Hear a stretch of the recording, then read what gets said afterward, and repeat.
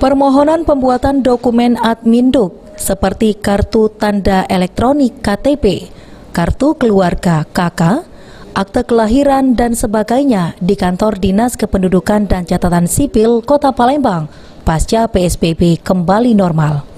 Sebelumnya permohonan pembuatan dokumen Adminduk tersebut membludak di awal pandemi COVID-19. Hal tersebut diungkapkan langsung Kepala Dinas Dukcapil Kota Palembang, Dewi Isnaini, ketika dijumpai di sela kegiatannya. Dirinya menambahkan Dukcapil menargetkan masyarakat yang sudah berumur 17 tahun sudah memiliki KTP. Maka dari itu Dukcapil memprioritaskan permohonan perekaman KTP untuk usia 17 tahun dan yang baru menikah.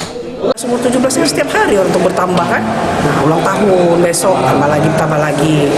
Jadi pokoknya kalau memang ada permintaan kita usahakan kita penuhi yang utama sekali yang berumur 17 tahun atau sudah menikah. Untuk peningkatannya meningkat Bu setelah PSBB ini Bu?